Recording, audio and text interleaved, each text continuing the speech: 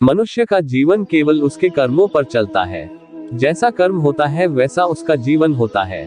भगवान श्री कृष्ण जी कहते हैं कि हमें किसी से भी अंधा प्यार नहीं करना चाहिए। हमारा किसी के प्रति अंधा प्यार हमें कभी भी आगे बढ़ने नहीं देता।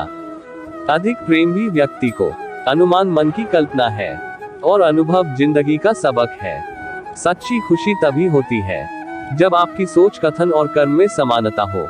जीवन में कभी निराश नहीं होना चाहिए, क्योंकि कमजोर आपका वक्त होता आप नहीं। जैसे तेल समाप्त हो जाने पर दीपक बुझ जाता है, उसी प्रकार कर्म के क्षीण हो जाने पर भाग्य भी नष्ट हो जाता है। मौन सबसे अच्छा उत्तर है किसी ऐसे व्यक्ति के लिए जो आपके शब्दों को महत्व नहीं देता। मनुष्य जन्म लेता है तो उसके पास सांसें तो होती है, पर कोई नाम नहीं होता। जब मृत्यु होती है तो उसके पास नाम तो होता है, पर सांसें नहीं होती।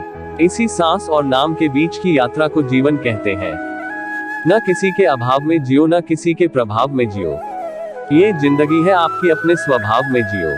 किसी के प्रति मन में क्रोध लिए रहने की अपेक्षा उसे तुरंत प्रकट कर देना अधिक अच्छा है। जैसे क्षण भर में जल जाना देर तक सुलगने से अधिक अच्छा है।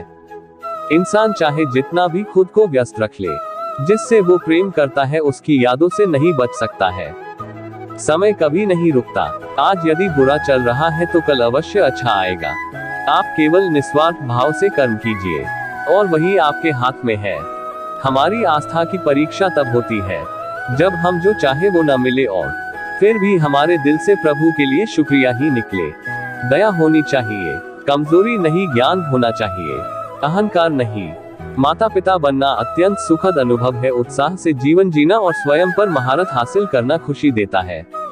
जिस व्यक्ति के विचार मैले हैं, जो लापरवाह है और धोखे से भरा हुआ है, कोई कुछ भी बोला, स्वयं को शांत को रखो। दुख कितनी ही तेज हो समुद्र सुखा नहीं करते। मन की गतिविधियों हो, श्वास और भावनाओं के माध्यम से भगवान की शक्ति सदा तुम्हारे साथ है और तुम्हें बस लगातार एक साधन की तरह प्रयोग कर सके सभी कार्य कर रही है। तुम उसके लिए शोक करते हो जो शोक करने के योग्य नहीं है और फिर भी ज्ञान की बातें करते हो। बुद्धिमान व्यक्ति ना जीवित और ना ही मृत व्यक्ति के लिए शोक करते हैं। तुम अपनी पीड़ा के लिए संसार को दोष मत दो, अपने मन को समझाओ। तुम्हारे मन का परिवर्तन ही तुम्हारे दुखों का अंत है। अगर तुम अपना कल्याण करना चाहते हो तो सभी तरह के उपदेशों, सभी धर्मों को छोड़कर मेरी शरण में आ जाओ। मैं तुम्हें मुक्ति प्रदान करूंगा। सुख दुख का आना जाना सर्दी गर्मी के आने जाने के जैसा ही है, इसलिए इन्हें सहन करना सीखना ही उचित है। धर्म चाहे जो भी हो, अच्छे इंसान बनो। हिसाब हमारे कर्म का होगा, धर्म का नहीं।